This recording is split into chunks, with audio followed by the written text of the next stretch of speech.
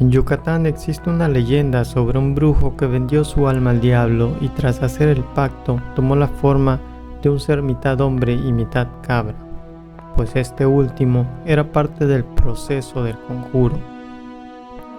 La leyenda dice que algunas noches se le puede ver por los montes más alejados vagando. Suele alimentarse de animales pequeños como gallinas y cerdos y a las personas las enferma con solo que lo miren. Como es costumbre en las leyendas de esta región, la enfermedad va enfocada con fiebres que pueden llevar al fallecimiento de quien las padece. Esta leyenda tiene la peculiaridad de que a pesar de que se habla de un solo ser, hay gente que dice que cualquier brujo que sepa cómo hacer el ritual puede convertirse en el famoso Huaychivo. Es por eso que se supone que hasta nuestros días se le puede llegar a ver a estas criaturas en los pueblos más desolados. También podemos mencionar que esta leyenda es similar a la que se cuentan en otros estados de México sobre los famosos nahuales. Con esto iniciamos el siguiente relato. Será narrado en primera persona para una mejor comprensión. Actualmente soy un anciano. Mi historia se remonta a mi niñez. En realidad, a pesar de los años, recuerdo aquellos días como si hubiesen sido ayer. Era el mes de octubre. Vivíamos en un pueblo pequeño no muy concurrido del estado de Yucatán. Mi padre se dedicaba al campo y mi madre a la casa. Nos cuidaba a mí y a mi hermano menor. En estos días había un rumor de que un hombre que había llegado al pueblo a inicios de este año practicaba la brujería. No estaba confirmado, pero la gente del pueblo intuye estas cosas, y las acciones del señor ya de por sí eran extrañas. Él era un hombre delgado, no muy alto, de tez morena, algo mayor, calculo que de unos 40 años, si no estoy equivocado.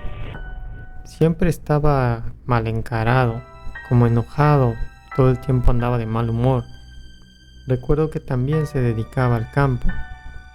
En la última semana del mes de octubre comenzaron las cosas extrañas. Se escuchaban ruidos en los patios de alguna que otra casa. A la mañana siguiente habían desaparecido gallinas y uno que otro cerdo pequeño de sus corrales.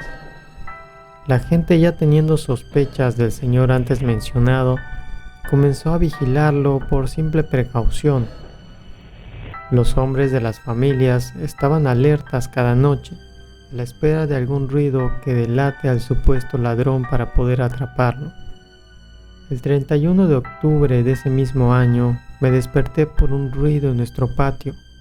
Al asomarme por la ventana que daba hacia los corrales, pude ver, gracias a la luz de la luna, que había una silueta que parecía ser un hombre. Estaba caminando de una forma extraña hacia el lugar donde teníamos algunas gallinas. Al observar mejor, sentí un hueco en la boca del estómago.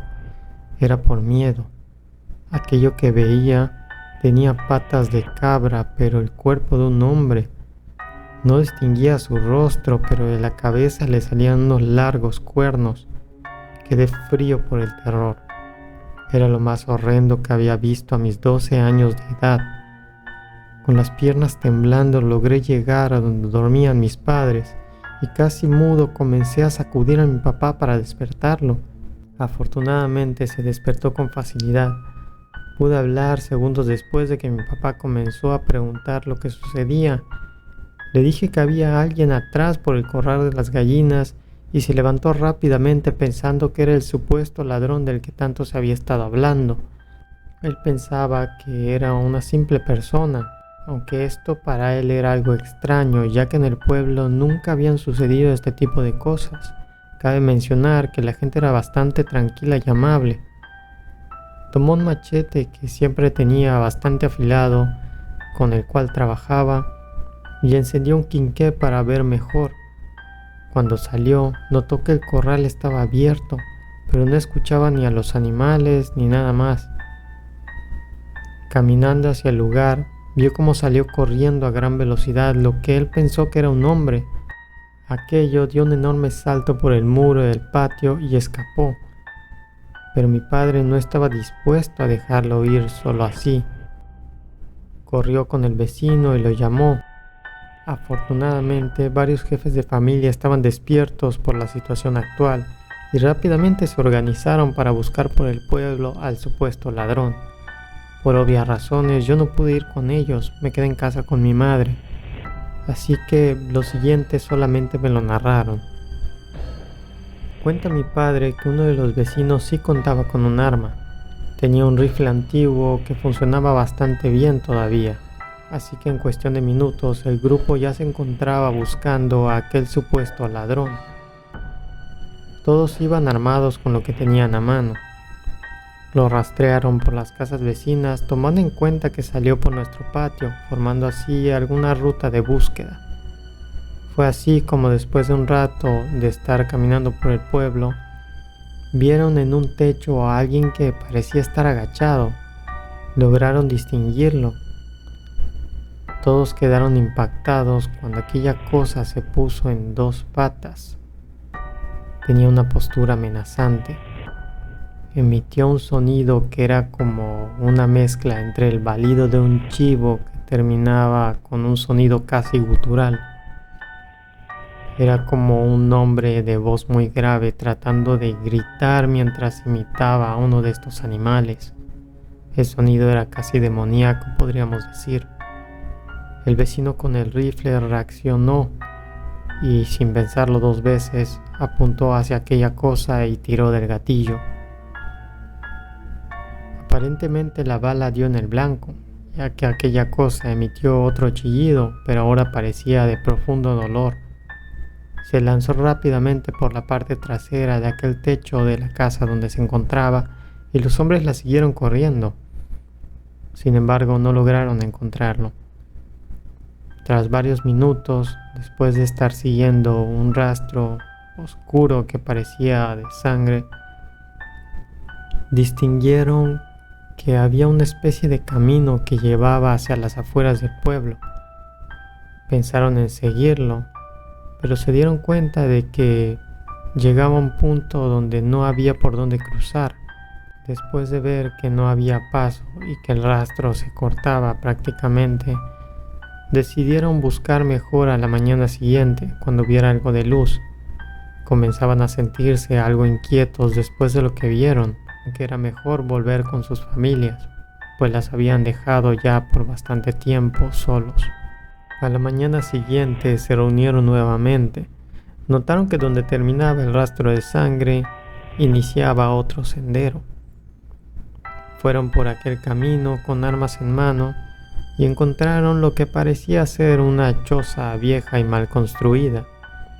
No recordaban que estuviera ahí eso.